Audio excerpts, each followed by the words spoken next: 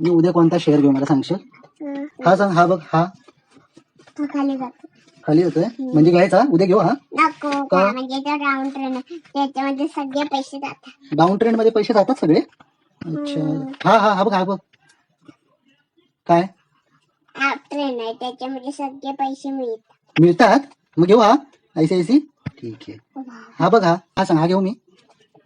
हा हा घेऊ का अप ग? ट्रेंड आहे. कोणता ट्रेंड आहे? Up train. Up trend. Okay बर. आणि हा बघ, हा घेऊ. हा छान वाटतोय मग. हा घेऊ का? नको का?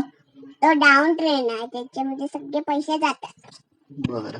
मग बघ, हा हा हा एक छान वाटतोय. बजाज कंपनीचा आहे, बजाज फायनान्स. नको तो साईड वेच आहे त्याच्याने पैसे नाही मिळत. पैसे नाही मिळत साईडवेज मध्ये. शे. मग हा बघ, टाटा स्टील आहे, टाटा कंपनीचा. हा घेऊ? नको तो पण साईड वेच आहे. साईडवेज आहे मग घेऊ नको का? का म्हणजे त्याच्यावरती पैसे नाही मिळत ते सगळे पैसे.